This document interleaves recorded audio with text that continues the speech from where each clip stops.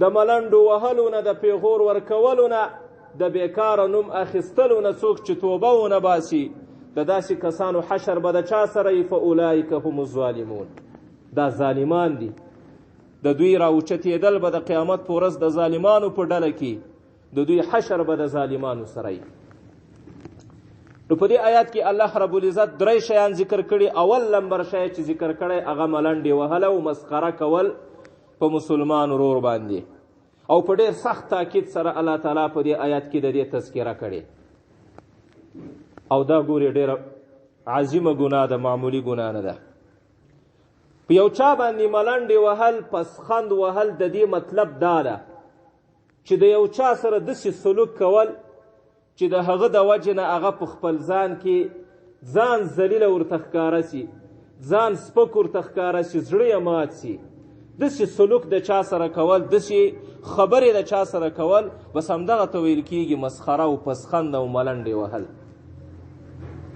او دا عظیمه ګناه ده. الله تعالی په دې آیات کې سخت په تاکید سره بیان کړی. انسانان ټول چې دي د یو پلار زمن دي، د حضرت آدم علیه السلام، او د یو الله تعالی بندگان دي، او د یو پیغمبر محمد صلی الله علیه وسلم امتیان دي. هیڅ چاته فوقیت نه ده حاصل. یو انسان ته هم په بل انسان باندې فوقیت او چتوالی او برتري نه ده حاصله. څوک دې دا نه وایي چې زه د پلان کې نه ښه یم. نه، که چېرته یو انسان ته برتري حاصلیږي په بل انسان باندې، هغه خالص یو شی ده چې هغه تقوا ده. ان اکرمکم عند الله اتقاکم. یو انسان چې د بل انسان نه افضل کیږي په مال او په دولت او په شهرت او په علم، په عزت، په قدرت او په قوت او په زور، د دې په ذریعې سره سړی نه افضل کیږي، اگر که دته به ځان ډېر غټ ښکارېږي. یو څوک چې افضل کیږي او بهتر کیږي د بل انسان نه، خالص واحد یو شی ده چې هغه تقوا ده. چې متقي وي د الله په نیز باندې ښه وي، اگر که مال نه وي ورسره، اگر که زور او طاقت نه وي، اگر که شهرت او منصب او مرتبه او مقام نه لري، خو د الله په نیز باندې دا بیا ډېر لوړ ده، د دې بیا مرتبه ډېره لوړه ده. علما لیکي دا څوک چې په چا باندې ملنډې وهي او مذاقې کوي، د دې دپاره دوه سببونه دي. د 2 سببونو د وجې نه یو انسان په بل انسان باندې ملنډې وهي او بدرد ورته وایي او په سپکه ورته ګوري. یو سبب هغه لویي ده او تکبر. چاته چې ځان لوی ښکارېږي او وایي چې بس زه یمه، نو بل انسان سپک ورته ښکارېږي. د ده دا ګمان چې زه خو د بل انسان نه افضل یم، زما مرتبه ډېره اوچته ده، نو ځکه دی پې دا بل انسان باندې بیا ملنډې وهي، په هغه باندې بیا پسخند کوي، په هغه باندې مسخرې کوي. یو وجه، یو سبب د مذاق او د ملنډو وهلو هغه تکبر او لویي ده. کوم انسان کې خدای دې موږ او تاسې وساتي دغه مرض چې وي، د دغه مرض د وجې نه به د بل انسان دی پسخند هم وهي او ملنډې به ورباندې وهي. او دا په خپله ده پسخند وګل خو ځان ته ګناه، دا لویي ځان ته یو ګناه ده. دا تکبر ډېره بدترینه ګناه ده، ډېره عظیمه ګناه ده. یو حدیث کې راځي نبی علیه السلام فرمایي چې الله تعالی وایي الکبریاء ردائی، لویي دا د ما څادر ده، یعنی لویي له ما سره ښایي الله تعالی لوی ده. فمن ینازعنی فیه عذبته، څوک چې په دې څادر کې له ما سره جنګ کوي، له ما نه کش کوي او له ما سره اخته وي، عذبته، زه به په عذاب مبتلا کوم، زه به یې ختموم. نو لویي ده یوه خپله په خپل جي کې یوه لویه ګناه ده. نو اول سبب یې هغه لویي ده. دویم سبب د ملنډو وهلو چې یو مسلمان په بل مسلمان ملنډې وهي، هغه تحقیر د تذلیل ده، د بل انسان سپکاوی، د بل انسان سپک ورته ښکارېږي، بل انسان ذلیل ورته ښکارېږي. نو په دې وجه بیا دی په بل انسان باندې ملنډې وهي. او دا دواړه شی بې بنیاده دي. تکبر هم بې بنیاده ده او او دارنګه تحقیر دی او چا سپکاوی دا هم کوم مثل نه لري، بې بنیاده شی ده. تکبر خو ځکه بې بنیاده ده که یو څوک تکبر کوي، لویي کوي، خو ځکه به یې کوي دی به وایي چې له ما سره مال او دولت ته. تکبر چې کېږي یو د مال او د دولت ته وجه نه کېږي، او یا به د دې په خاطر کوي چې له ما سره سخته ښه ځواني او ښه صحت او ښه قوت ته. نو تا خو به په هغه وخت کې په دې تکبر کوو چې دا دې تا وای، دا خو تا ته الله تعالی درکړي. که الله تعالی وغواړي په یو ورځ کې دې تا په حالت کې انقلاب راولي. تاسې وینئ څومره خلکو سره مالونه یي، سبا چې حالت ته یې ګوري بیا غریبانان سوي. دا مال خو داسې ده، المال غاد ورائع، تلونکی او راتلونکی ده. نن ورځ به تا سره یي خو سبا به له تا سره نه یي. ته د مال د وجې نه څنګه دوکه کېږي، د مال د وجې نه څنګه ته لویي کوې. دارنګه صحت او قوت باندې نیم څوک نه نازېږي. که الله تعالی په یو مرض مبتلا کړي، داسې مرض باندې به دې مبتلا کړي چې ګیدی به هم نسي، ناست به یې او مریض به یې، نه به دې لاس کار کوي، نه پښې فلج به وهلی، فالج به یې. نو دا خو د الله تعالی له طرفه نعمتونه دي. که یو څوک تکبر او لویي د دې په خاطر کوي چې له ما سره عزت ته، له ما سره شهرت ته، له ما سره مثلا علم ده، مال او دولت ته، خو دا ټول شیان د الله تعالی ورکړي دي. دا یو هم تا په خپله نه ده حاصله کړې. دا هر یو شی چې تا ته خدای پاک درکړی، الله تعالی په خپل فضل درکړی. د تا په دې کې هېڅ کمال نشته. د یو بزرګ باره کې راځي، وایي لیکلي کول، یو چا ته یې دستخط کاوه، دا خپل دستخط ترې نه هېر سو. هره ورځ به یې بېشماره امضاګانې کولې، خو په دې ورځ ترې نه هېر سو. وایي بیا یې وویل چې دغه د انسان د علم حال ده. هره ورځ په سلهاو په زرهاو دستخطونه زه کوم، خو نن مانه هېر ده چې زه څنګه دستخط وکړم. دا د ما علم ده. او کله کله وایي الله تعالی سړی امزوي، سړي ته ورپام کوي چې انسانه دا کوم نعمت چې ما درکړی، دا ګوره ما درکړی، په دوکه کې نسي، دا د تا کوم کمال نه ده. نو دا لویي ډېره بېکاره شی ده، تکبر. نو باید وایي سړی د لویي په خاطر، د یو نعمت د درلودلو په خاطر باندې د چا سپکاوی ونه کړي. هغه کس چې هغه نعمت نه لري، غریب وي، مثلا علم نه لري، شهرت او عزت او مقام او مرتبه نه لري، ته به ډېر احتیاط کوي، هغه ته به په سپکه نظر نه ګورې، ځکه د عاقبت او د انجام هېڅ درک نه لګېږي چې ستا به انجام څه په آخرت کې به ته څنګه یې. د ذنوني مصري رحمه الله باره کې راځي، دا یو لوی بزرګ تېر سوی، په لاره باندې روانو، یو چا کنځا ورته وکړې، یو بدخصلت او بدخویه انسانو دغه بزرګ او دغه عالم ته بد رد وویل. مریدان هم ورسره دي، دومره بېکاره خبرې ورته وکړې، حتی ورته ویې ویل وایي ته له سپینه هم بدتره یې، سپی له تا نه ښه ده، د سپینه بدتره یې. خدای غږ هم نه ورته کوي، هېڅ جواب هم نه ورته وایي. په دې شاګردانو مریدانو کې یو مرید ورته ویل وایي حضرت دومره بېکاره خولې درته وخوځوله، حتی دا خبره یې درته وکړه چې د سپینه هم ته بدتره یې، نو بیا هم ته څه نه ورته وایه.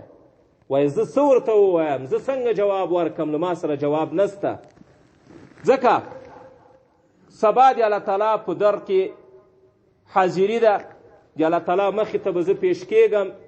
که چېرته الله زه وبخلم او جنت ته یې داخل کړم، نو بیا زه هغه وخت کې ویلی سم چې بلکل زه اوس د سپینه بهتر یم.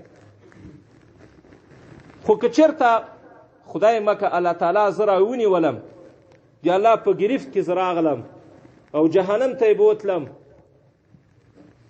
نو بیا زه د سپینه هم بدتر یم، دا سپی له ما نه ښه ده. ځکه چې د سپي سره حساب و کتاب نه کېږي، او نه سپی جهنم ته لیږول کېږي، او له ما سره حساب و کتاب هم سته، او زه جهنم ته هم بوتللی سم. نو بیا خو دا سړی صحیح وایي، صحیح خبره کوي چې ته د سپي نه هم بدتر یې. نو باید و سړی دې ته فکر وکړي. لویي داسې بېکاره شی ده، حقیقت هم دا ده. په دې دنیا کې به د یو چا ډېر تعظیم کېږي، مال به ورسره مقام او مرتبه به، دولت به ورسره، په یو منصب او په یو مرتبه باندې به فایز وي، د دنیا خلک به د ده پسې رواني، لاس به یې ورمچو کوي. خو د دې حقیقت بیا د قیامت په ورځ معلومیږي چې آیا په دنیا کې دی مستحق و که نه یو. د دومره تعظیم چې په دنیا کې د ده تعظیم کېده، خلک به ډلې ډلې پسې روان ول، لاس به یې ورمچکاوه، دا او دا او دا، نو آیا دی د دې مستحق و که نه و؟ د دې فیصله په دې دنیا کې نه کېږي، د دې فیصله به بیا په آخرت کې کېږي. او دویم شی چې ده، دویم سبب د ملنډو وهلو دپاره هغه تحقیر او تذلیل ده. د یو مسلمان ته په سپک نظر باندې کتل، په حقارت باندې کتل، دا هم یو ډیر بیکاره شی ده. ځکه چې که یو څوک د دې په خاطر بل مسلمان ته په سپکه باندې ګوري چې د ده سره مال او دولت ته او دی مالداره ده، نو دی په دوکه کې ده. د دې د وجې نه خو دې کلم بل مسلمان ته او غریب ته فقیر ته په بد نظر نه ګوري. ځکه چې د فقراو د غرباو کومه مرتبه چې د الله تعالی په نزد باندې ده، هغه د مالدارانو نه ده. هغه قرب، هغه نزدېکت د غریبو خلکو چې الله تعالی ته کوم حاصل ده، د مالدارو خلکو هغه نسته. نبی علیه السلام مبارک فرمای د قیامت په ورځ به غریب سړی د اوباد او د مالداره سړي نه 80 کاله مخکې جنت ته ځي. 80 کاله مخکې. دا حدیث ته د پیغمبر علیه السلام. علما وی وجم لیکلی وای ځکه چې څوک اوباد وي د ده سره به د یوې پیسې نه ونیسه تر لکاو کروڑاو پورې حساب او کتاب کیږي، نو د هرې روپۍ حساب به ورکوي، نو ځکه به دی زر جنت ته نه ځي. غریب سره نور څه دي؟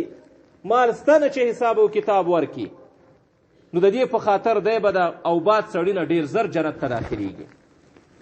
او اوباد چې ده نه، د ده سره به حساب کیږي. لا تزول قدما ابن آدم حتی یسأل عن خمس.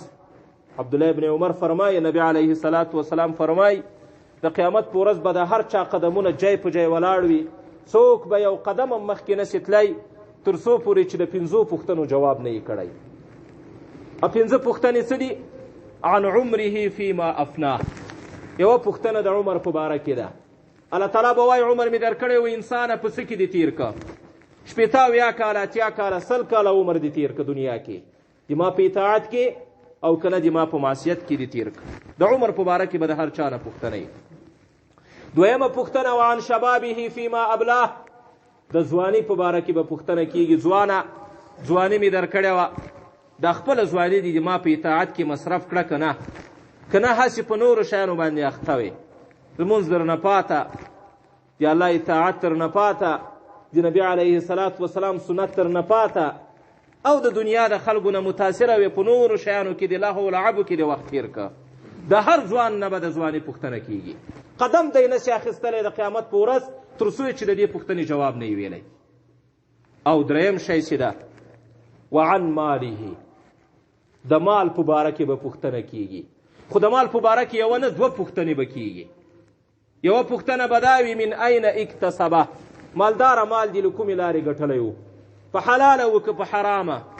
پیسې او بنګلې او موټرې او دا شی خو دې درلود، خو کله دې سوچ او فکر کړی و چې دا مال زه ګټم څنګه یې ګټم؟ دا بیع زه کوم، دا شرا کوم، اخیستل او خرڅول کوم، آیا د شریعت د قواعدو سره د احکامو سره موافق ده که نه ده؟ د دې پوښتنه به کیږي. او دویمه پوښتنه به د مالداره نه دا کیږي فیما انفقه. دا مال مې چې درکه په ښه طریقه دې م وګاټه، په څه شي کې دې بیا خرڅ کړه. هم یې د حاصلولو پوښتنه، هم د خرج کولو پوښتنه. د ما په طاعت کې دې خرج که او که نه په ګناهونو کې دې خرج که. د دې دواړو پوښتنو به کیږي د مالداره سړي نه. او 5مه پوښتنه د عالم سړي نه به کیږي ماذا عمل فيما علم. چې تا څومره علم چې کړی و په هغه باندې دې څومره عمل و، عمل دې وکه نه، نو د عالم نه به د دې پوښتنه بیا کیږي. نو دې حدیث کې چې راځي چې غریبانان خلک به 80 کاله مخکې جنت ته داخلیږي، وجه یې دا ده چې د مالدار سره به حساب او کتاب کیږي، د دې 2 پوښتنو جواب به وایي. دارنګه نبی علیه السلام مبارک یو بل حدیث ده، د الله پیغمبر فرمای رب اشعث اغبر مدفوع بالباب لو اقسم علی الله لابره.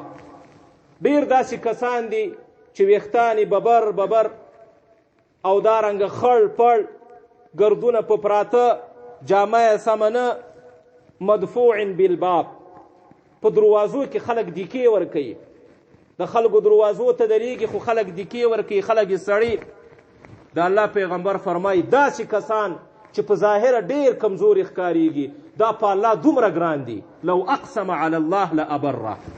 که چېرته دوی قسم وخوري چې دا کار به داسې کېږي الله تعالی به هغه کار داسې کوي. مثلا که ووایه چې باران به کېږي قسم ده په الله تعالی به د دوی د خوشحالولو دپاره همغه شانته باران کوي. د قسم نه به دوی بری کوي، قسم به نه په اړی. نو د چا ظاهري حالت ته ګوره سړی باید وی ونه ګوري. ډېر داسې خلک دي په ظاهره باندې ډېر کمزوري ښکارېږي، خو د الله په نسبت باندې بیا ډېره لویه مرتبه لري چې دې ته دې سړی فکر وي.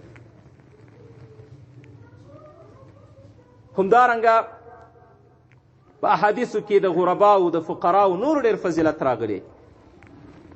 نو مقصد دا چې د یو چا ظاهري فقر او غربت ته کتل او بیا ملنډې په وهل مسخرې په کول دا په اسلام کې جایز نه دي. دا خلاصه کې علماو حتی تر دې لیکلي و یو کس دې کولی ده چې په ګناه کې اخته و، ګناه یې کوله، د ګناه د وجې نه به هم دغه کس ته تحقیر نه کوې، په سپکه به نه ورته ګورې، ګناه ته په سپکه ګوره. هغه کومه ګناه کې چې اخته ده هغه ګناه ته په سپکه ګوره، خو دغه کس ته په سپکه مه ګوره. ځکه د ده د زړه نه ته نه یې خبر، کیدای شي د یو داسې عمل هم کوي، یو نیک عمل چې الله ته هغه ډېر خوښ وي او هغه د دغه ګناه دپاره کفاره وي. نو چې یو کس چې په ګناه کې ولیدم په سپکه به ده ته نه ګوري، دې ګناه ته به په سپکه ګوري. دا زموږ تاسې علما دا خبره کوي. خو دلته یو شی زده کړي، یو مسله ده، دا مذاق کول، ټوکې کول، دا ګوره په دوه قسمه دي. هغه مذاق او هغه ټوکې او مسخرې ناجایز دي چې دغه د وجې نه بل مسلمان ته ځان سپک ښکارېږي، زړه یې ماتېږي، خفه کېږي او د تا مقصد دا وي چې د خلکو په مخ کې ذلیله کړي او رسوایه کړي.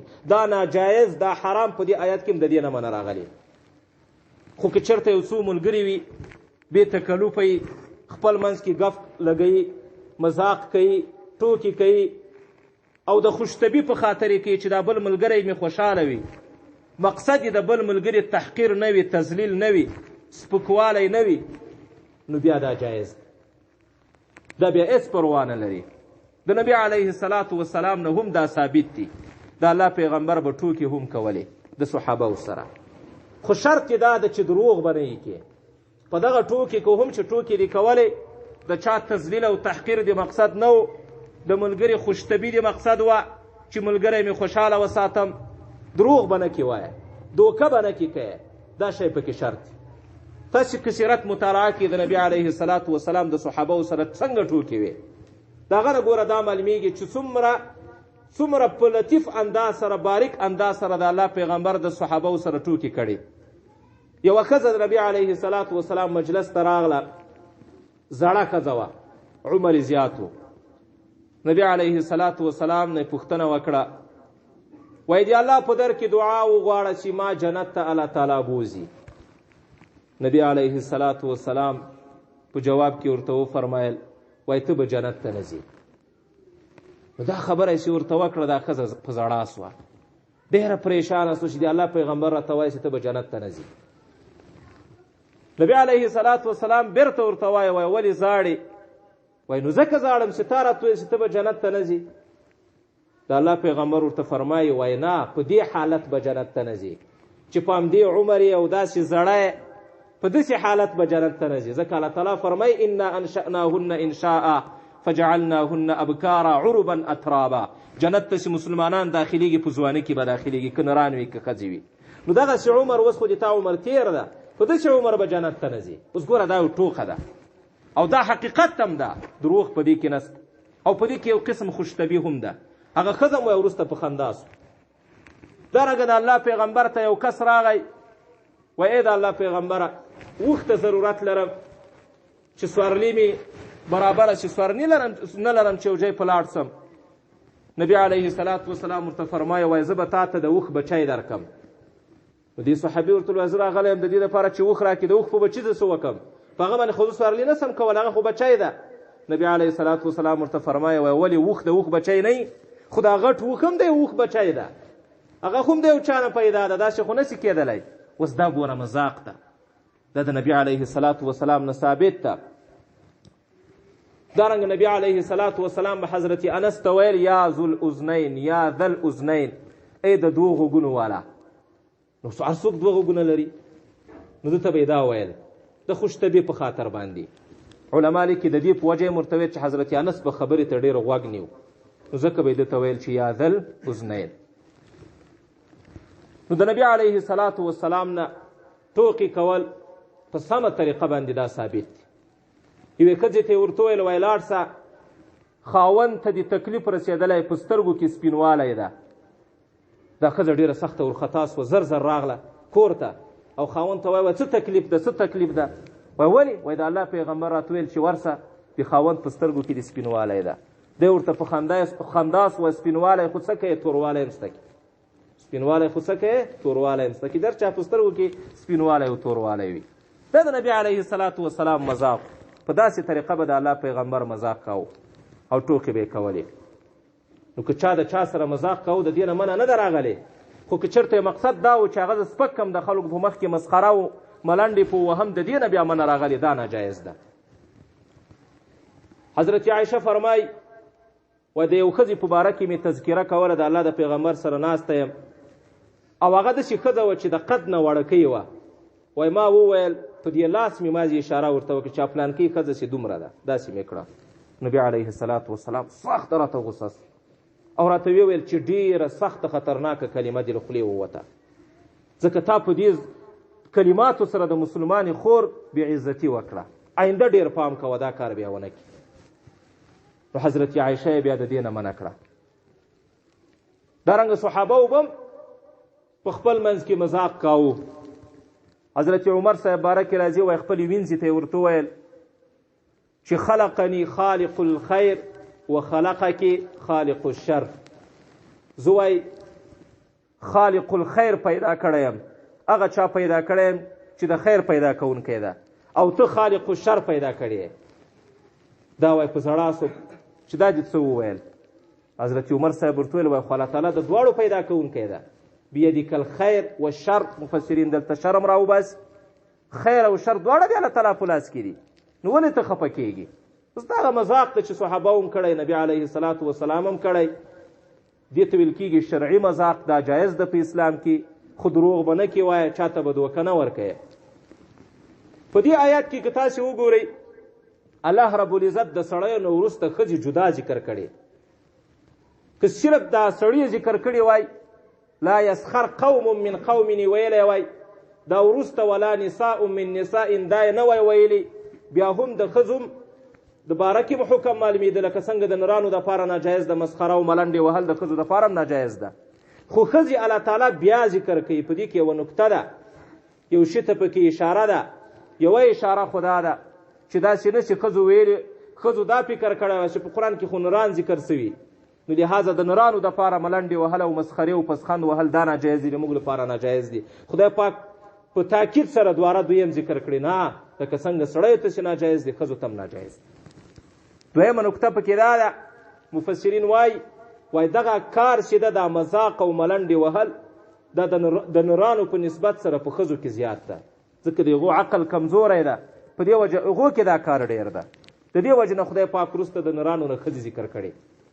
او درېیمه عجیبه نکته پکې دا ده چې اصل کې الله تعالی دلته دې شي ته اشاره کوي. یعنې که تاسې خپله فکر وکئ لکه څنګه د سړیو دپاره ناجایز ده چې په نورو سړیو ملنډې ووهي، دارنګه د سړیو دپاره دا هم ناجایز ده چې په ښځو ملنډې ووهي، خو دلته دا شی نه دی ذکر. دارنګه د ښځو دپاره دا ناجایز ده چې په سړیو ملنډې ووهي، خو دلته الله تعالی دوه ډلې ذکر کړي، سړي په سړیو ښځو په ښځو، دا دوه نورې نه دي ذکر کړي. په دې کې دې شي ته اشاره ده چې د اسلام د تعلیماتو خصوصیت هغه دا د عدم اختلاط، چې په مجلسونو کې به نر او ښځې یو ځای نه کیني. په مجلسونو کې په ودونو کې دا شانته په نورو ځایونو کې به ښځې او نران یو ځای نه کیني، ځکه خو خدای پاک نران یو طرف ته ذکر کوي او ښځې بل طرف ته ذکر کوي. دا د اسلام تعلیمات دي، اختلاط اسلام نه خوښوي، ځکه خو خدای پاک دلته داسې فرمایي جدا یې ذکر کړي ښځې، او د ښځو نه ما سوا داسې نه دي ذکر کړي چې ښځې به په نرانو ملنډې وهي یا به نران په ښځو ګډوډ یې نه دي ذکر کړي. په دې کې دې شي ته اشاره ده چې اسلام د دې اجازه نه ورکوي. دا یوه درېیمه نکته ده چې علماو ذکر کړې. او په حدیثو کې هم د دې نه ډېره منع راغلې. نبي علیه الصلاة والسلام مبارک فرمایي، حضرت ام هانئ رضی الله عنها هغه وایي د دې آیت په باره کې په تفسیر کې دی الله پیغمبر وفرمایل د قوم لوط په باره کې راځي وتأتون فی نادیکم المنکر، الله تعالی دوی ته وایي وایي تاسې به په مجلسونو کې بیکاره کار کاوه. یو خو ډېر بیکاره عملونه درلودل د لوط علیه السلام قوم. په دغه آیات کې 6 سپاره کې د دا ورته ذکر کېږي وایي تاسې به په مجلس کې بیکاره کار کاوه. دا بیکاره کارونه یې څه ول؟ نبي علیه السلام یې تشریح کوي وایي کانو یخزفون اهل الارض. بیکاره کار یې دا و چې دوی به د ځمکې خلکو ته بیکاره نومونه اخیستل، په بیکاره نومونو به یې اواز ورته کاوه، مثلا یا حمار او یا فاسق او یا منافق او داسې الفاظ به ویل. او دویم ویسخرون منهم، اصلي جایداد خلکو باندې به یې ملنډې وهلې، خلکو باندې به یې پسخند واهه، مسخرې به یې کولې. ځکه خو خدای پاک دلته په بیکاره کې دوی ذکر کړي وتأتون فی نادیکم المنکر. او د حضرت ابوبکر صدیق روایت ته نبی علیه السلام مبارک فرمایي ملعون د هغه کس، ملعون دا معنی چې د الله د رحمت نه لرې ده، د الله رحمت په هغه باندې نه راورېږي، په هغه انسان باندې منظار مؤمنا، څوک چې مؤمن ته تکلیف رسوي او په دې ملنډو وهلو سره مسلمان ته تکلیف رسیږي، د هغه زړه ورسره ماتېږي. او مکر به، که ظاهري تکلیف وي او که باطني تکلیف وي، که پشې شا پسې غږېږي او که مخامخ ملنډې او پسخند په وهې، د دواړو د وجې نه مسلمان ته ضرر رسیږي. او څوک چې مسلمان ته ضرر رسوي هغه کس ملعون ده، دې ته ملعون ویل سوی. او دغه آیات لا یسخر قوم من قوم ده را نازلم په هغه وخت کې سو چې د ابو جهل زوی عکرمه رضی الله عنه د اسلام بیا راوړی، ډېر ښه صحابي ده.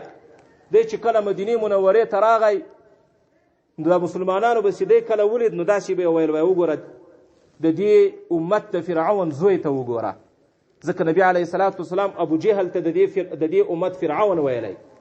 نو ده ته به یې له لرې نه اواز کاوه وایي وګورئ د دې امت د فرعون زوی ته وګوره، اکرمه صاحب ته به یې اواز کاوه. دی پریشانه سو، طبعا سړی پریشانه کیږي. نبی علیه السلام ته راغی شکایت یې وکړي چې خلک د ما باره کې داسې وایي، الله تعالی دا آیات راولېږه لا یسخر قوم من قوم. او بعضې علما وایي د بنو تمیم یوه ډله وه، بنو تمیم یوه قبیله ده، دوی به د غریبانان صحابه په باره کې ملنډې وهلې، حضرت بلال او حضرت صهیب او عمار، حضرت خباب، حضرت سلمان فارسی رضی الله عنهم، د دوی په باره کې به یې پسخند وهه، چېرته به چې په دوی تېرېدل وایي دوی ته وګوره دوی چونکې نه مال درلود نه دولت درلود، جامې زړې وې.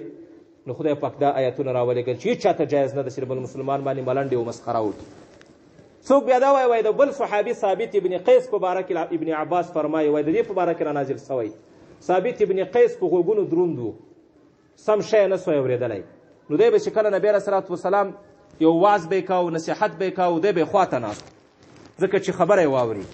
یو وخت کې وایي داسې وسول چې ناوخته راغی د نبي علیه السلام مجلس ته، د سهار مونځ د ده نه یو رکات تللی و، یو رکات یې ونیو. کله چې نبي علیه السلام سلام وګرځاوه د سهار د مانځه نه وروسته به نصیحت کېده، نو ټول صحابه په خپل جې باندې کېناستل، جای نه ول، څوک به چې راته شاته به کېناسته، بالکل جای نه و چې د دوه نفرو تر مابین یو کس کېني. خو ثابت ابن قیس خو دا همیشه به دلته کېناسته د نبي علیه السلام مجلس کې، په دې ورځ ناوخته راغلی و. کله چې سلام واړه نو د شا له طرف نه د خلکو په وږو باندې راواوښت، راته د نبي علیه السلام مخې ته یو نفر ناست و، هغو ته یې ورته ویل وایي تفسح، لرې سه جای راکړه چې زه مخې ته کښېنم. هغو یې ورته ویل چې کښېنه دلته. نو ده ته سخته غوسه ورغله، کښېناست خو سخت په غوسه و. وروسته یې وایي چوخ کړه، ورته ویل چې ته څوک یې؟ په هغو ورته ویل چې زه د پلانکي زوی یم. ده وایي پیغور ورکړه چې هغه د پلانکي ښځې زوی چې د جاهلیت په زمانه کې داسې و داسې وه. خدای پاک دا آیت راولېږه چې تاسو ته جایز نه ده چې چا ته پیغور ورکړئ، چا باندې ملنډې ووهئ، چا باندې پسخند وکړئ. نو خلاصه د خبرې ده چې په دې آیاتونو کې په سوره حجرات کې الله تعالی سخت احکام بیان کړي. په دې باندې چې موږ او تاسې عمل وکړو نو یو خو به د ګناه نه بچ یو، بل به د ما او د تا تر مابین اتفاق او ورورولي او اتحاد دا هر څه برابر وي. په ما په تا کې قسمه قسم خلک اوسیږي، مالداران هم شته، غریبانان هم شته، کمزور هم شته، د مرتبې خلک هم شته، د کمې مرتبې خلک هم شته. نو باید وای ما مخکې دا خبره وکړه چې یو انسان ته فوقیت نه ده حاصل په بل انسان باندې، خالص د تقوا په خاطر حاصل ده چې متقي وي. چې متقي نه وي نور که مالداره وي که صاحب منصب وي که هره بلا وي، بل انسان ته باید دی په سپکه ونه ګوري. او که په سپکه ګوري ملنډې ورباندې وهي، په مجلس کې پسخند ورباندې وهي، استهزا یې کوي، تحقیر یې کوي، دا عظیمه ګناه ده، دا ګناه کبیره ده. په دې باندې الله تعالی خفه کېږي ځکه هغه هم د الله تعالی بندګان دي. او دا حقوق العباد دي تر څو پورې چې د ده نه معافي نه یو وخت تر هغه وخته پورې د الله نه معاف کوي. نو دا باید موږ تاسې دې ته متوجه سو. زموږ تاسې معاشره کې ډېر داسې رواج وي، په ډېرو مجلسو کې دا قصې روانې وي. څوک چې مثلا کمزوری وي یا خبرې نه شي کولی، یا جامه سمه نه وي، یا مال سم نه لري، یا یو بل څه د حسب او د نسب په اعتبار کمزوری ضعیف وي، نور خلک بیا ملنډې پوهي، نور خلکو بیا د مجلس ځای جوړ کړی وي، یو هم پکې غږېږي بل هم پکې غږېږي او که هغه خبر سي بیا خفه کېږي، زړه یې ماتېږي. نو ګوره یاد وساتئ په اسلام کې دا سخته ګناه ده، دا ګناه کبیره ده. خدای پاک په قرآن عظیم الشان کې ما او تا د دې نه منع کړي وو په نهي سره لا یسخر لا یسخر، چې هېڅ چاته جایز نه ده که نران وي که ښځې وي چې د نورو خلکو او د نورو ښځو پسخند ووهي او دارنګه مسخري او استهزا او ټوکې په وکړي. الله رب العزت اول ما ته بیا تاسو ټولو ته په دغه کړو خبرو باندې د عمل کولو توفیق راکړي. امین. الحمدلله.